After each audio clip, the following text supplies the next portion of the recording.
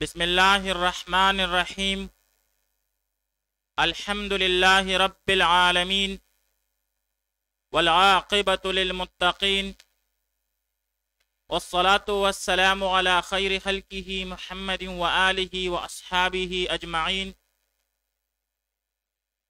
آج معلم الانشاء میں ہم تیسرا سبق پڑھنے جا رہے ہیں، جس میں ہم مرکب اور اس کی قسموں کے بارے میں پڑھیں گے، اور پھر اس کے آخر میں چوتھا مشق حل کرنے کی کوشش کریں گے۔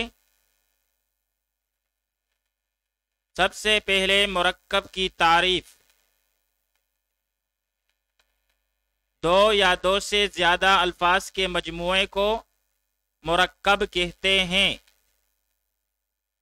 دو یا دو سے زیادہ الفاظ کے مجموعے کو مرکب کہتے ہیں، جیسے زید قائم، زید کھڑا ہے۔ تو اب یہاں پر زید ایک لفظ، قائم دوسرا لفظ، تو یہاں پر یہ مرکب ہے دو الفاظ سے۔ کتاب زید، زید کی کتاب، یہاں پر بھی یہ دو الفاظ سے مرکب ہے، ایک لفظ ہے کتاب اور دوسرا لفظ ہے زید۔ تو بھائی دو یا دو سے زیادہ الفاظ کے مجموعے کو مرکب کہیں گے۔ پھر مرکب کی دو قسمیں ہیں، مرکب تام اور مرکب ناقص۔ مرکب تام کی تعریف یہ ہے کہ بھائی مرکب تام جو ہے، ایسے مرکب کو کہتے ہیں جس سے کوئی بات پوری سمجھی جائے، یعنی اس سے کوئی خبر، کوئی حکم یا کوئی خواہش معلوم ہو، جیسے البستان جمیل، باغ خوبصورت ہے۔ تو یہاں پر اس سے پوری بات سمجھی جا رہی ہے کہ بھائی باغ خوبصورت ہے، یعنی باغ کے متعلق یہ خبر دی جا رہی ہے کہ یہ خوبصورت ہے۔ قم یا سعید، اے سعید کھڑے ہو جاؤ۔ تو یہاں پر بھی بات پوری سمجھی جا رہی ہے، اور اس میں سعید کو حکم دیا جا رہا ہے کھڑے ہونے کی۔ اسی طرح اجلس، تو بیٹھ، تو یہ بھی مرکب تام ہے، کیونکہ یہاں پر اس مثال میں بھی حکم دیا جا رہا ہے۔ مرکب تام کو مرکب مفید، جملہ اور کلام بھی کہتے ہیں۔ مرکب ناقص کی تعریف۔ مرکب ناقص ایسے مرکب کو کہتے ہیں کہ جس سے کوئی پوری بات سمجھ میں نہ آتی ہو، جیسے الثوب النظیف، ستھرا کپڑا، ماء البحر، سمندر کا پانی، حذاء خالد، خالد کا جوتا، 15، 15۔ تو یہاں پر ہر مثال میں اگر ہم دیکھیں تو یہ دو الفاظ سے مرکب ہے، لیکن اس سے پوری بات سمجھ میں نہیں آتی، تو اس قسم کے مرکب کو مرکب ناقص کہیں گے۔ پھر مرکب ناقص کی کئی قسمیں ہیں، لیکن ان میں سے زیادہ مشہور اور زیادہ استعمال ہونے والی مرکب توصیفی اور مرکب اضافی ہیں۔ اب یہاں پر چند باتیں سمجھ میں رکھنی چاہیے، اور وہ یہ ہے کہ بھائی مرکب تام جو ہے، اس میں لفظ قم اور اجلس بظاہر ایک ہی لفظ معلوم ہوتے ہیں، اس لیے تمہیں مفرد کا شبہ ہو، مگر حقیقت میں ایسا نہیں ہے، بلکہ اس میں ایک اور لفظ پوشیدہ ہے جو اگرچہ بولا نہیں جاتا مگر سمجھا جاتا ہے۔ ایک لفظ یہاں پوشیدہ ہے اور وہ انت ہے۔ جب اجلس کہا جائے گا تو اس سے مفہوم اجلس انت ہی ہوگا، یعنی تو بیٹھ،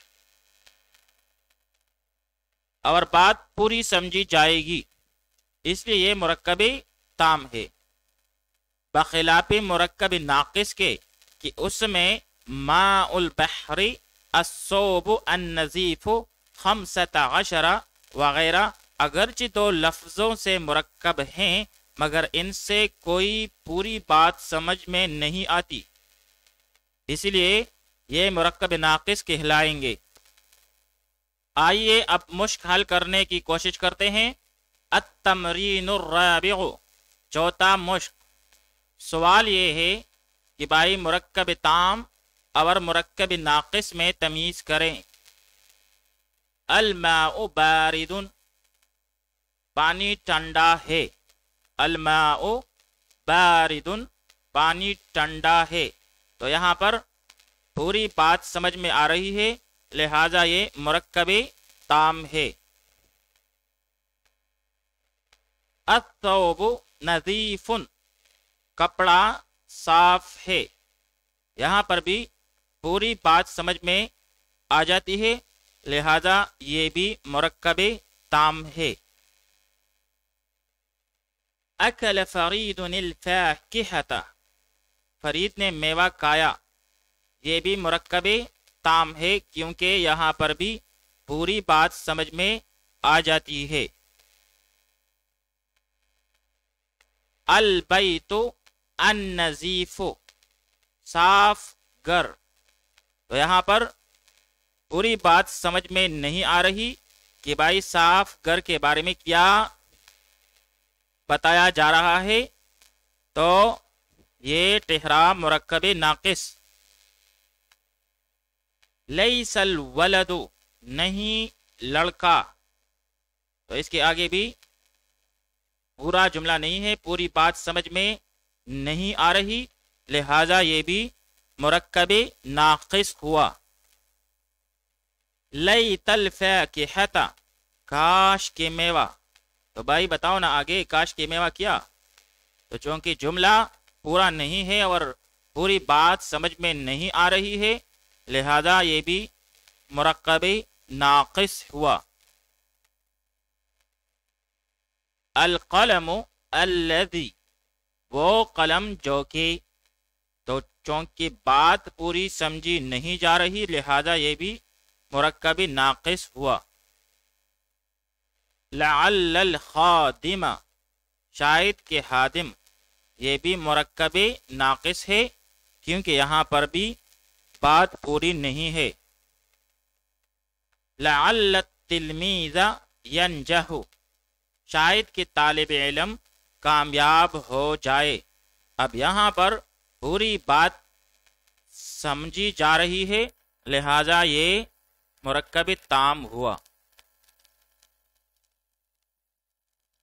ان جئتا، اگر تو آئے، تو اب یہاں پر شرط ہے لیکن اس کے لیے جزا آگے ذکر نہیں ہے، لہذا پوری بات سمجھ میں نہیں آ جاتی، تو یہ بھی مرکب ناقص ہوا۔ کأن الکتاب، گویا کہ کتاب، تو اس سے بھی پوری بات سمجھ میں نہیں آتی، لہذا یہ بھی مرکب ناقص ہوا۔ النجم لامع، ستارہ چمکدار ہے۔ النجم لامع، ستارہ چمکدار ہے، تو بھائی اب یہاں پر پوری بات سمجھی جا رہی ہے لہذا یہ مرکب تام ہوا۔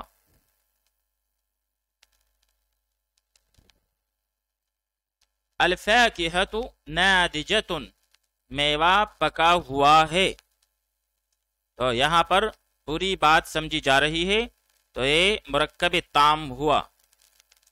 نامت الصبیۃ، بچی سو گئی، تو یہاں پر بھی پوری بات بتائی گئی ہے، لہذا یہ مرکب تام ہوا۔